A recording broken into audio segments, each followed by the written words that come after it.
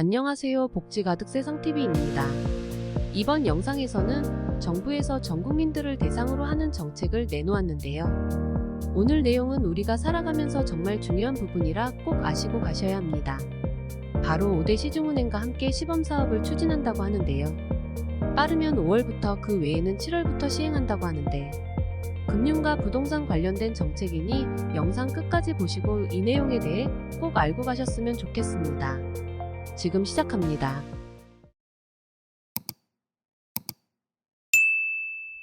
요즘 뉴스에서도 많이 보셨을 이 사건 때문에 금융위원회에서 이 제도를 시행한다고 합니다. 모든 국민들이 많이 이용하시는 은행인 국민, 신한, 하나, 농협, 우리은행이 그 대상인데요.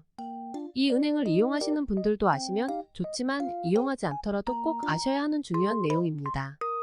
최근에 많은 사기 사건들이 있었죠. 특히 전세 사기 피해에 관련하여 엄청나게 많은 사건들이 발생했습니다.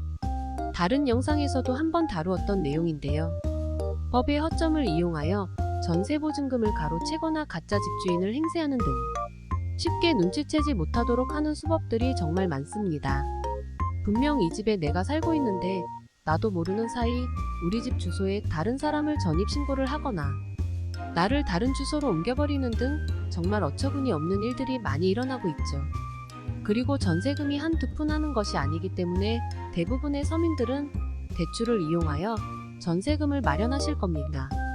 그런데 이 돈을 10명 중 6명 가까이 돌려받지 못한다고 하는데요. 이제까지 이런 일들을 방지하기 위한 제도가 많이 부족했었습니다. 그래서 국민은행이 5월부터 먼저 운영하고 신한, 하나, 농협, 우리은행은 7월부터 시행한다고 합니다. 이런 사건들이 많이 일어난 것은 전입신고 제도를 이용한 사건이었는데요. 이 수법을 간단하게 설명드려 볼게요. 세입자들이 임대차 계약을 맺고 이사를 하고 나면 전입신고를 진행하죠. 전입신고를 하는 이유는 이 집에 우리가 살고 있다는 것을 알리기 위해 신고하는 것, 그리고 우리의 재산권을 보호받기 위한 것입니다. 즉, 대항력을 얻게 되면 이 집이 근저당이나 경매 등 문제가 생겼을 때 법적으로 보호받을 수 있는데요. 하지만 이 전입신고가 소용이 없을 때가 있다고 합니다. 전입신고의 법적 효력이 생기는 시점을 이용하는 것인데요. 법적 효력이 생기기 전에 집주인이 대출을 신청하여 근저당을 설정한 경우입니다. 근저당이라는 것은 앞으로 생길 채권을 담보로 저당권을 미리 설정하는 것입니다. 저당권이라는 것은 채무자가 채무를 이행하지 않을 경우 미리 특정한 부동산을 담보물로 잡아서 채권자가 그 담보에 대해 다른 채권자보다 우선하여 변제받을 것을 목적으로 하는 권리를 말합니다. 그렇다면 이렇게 생각하실 수 있을 겁니다. 대출을 받기 전 전입신고를 먼저 하면 되는 것이 아닌가 하는 의문점이죠.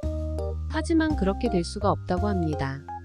근저당의 법적 효력 시점과 전입신고로 인한 대항력의 법적 효력 시점이 다른데요. 대항력의 법적 효력이 생기는 시점은 전입신고를 한 날을 기준으로 2일 0시부터이고 근저당의 법적 효력 시점은 그 즉시 효력이 발생합니다. 그래서 이것을 악용하여 세입자가 월요일에 전입신고를 해도 화요일이 되는 0시부터 적용이 되기 때문에 그 사이에 집주인이 근저당을 세입자의 전입신고 날인 월요일에 설정을 한다면 근저당의 효력이 먼저 적용되는 것입니다. 그렇게 되면 세입자는 전세보증금을 아예 못 돌려받는 상황이 생기게 되는 것이죠. 이렇게 임차인의 대항력 효력이 발생되기 전에 임대인이 선순위 주택담보대출을 받게 되면 임차인의 보증금은 법적 보호를 받기가 어려웠습니다. 그래서 이러한 일들을 방지하기 위한 제도를 시행합니다. 앞으로는 은행에서 집주인이 주택담보대출을 실행하는 과정에서 임대차 정보를 확인할 수 있는 시스템이 생긴다고 합니다. 예를 들어서 설명드리자면 집주인이 매매가 7억, 전세가 5억인 주택에 대해 주택담보대출 5억 대출을 한다고 가정해 볼게요. 기존에는 집주인이 이 주택을 담보로 5억 원의 대출을 실행했다면 임대차 정보를 확인할 수 없었기 때문에 5억 원 모두 대출이 실행이 되었습니다. 하지만 5월부터는 한국부동산원의 부동산 거래 관리 시스템을 통해 확정일자 정보를 확인하고 임차인의 보증금인 5억 원을 제외한 2억 원만 대출이 실행된다고 합니다. 앞으로 이 제도가 시행되고 나면 더 이상 관련 피해가 발생하지 않았으면 좋겠습니다. 오늘 내용 도움이 되셨나요?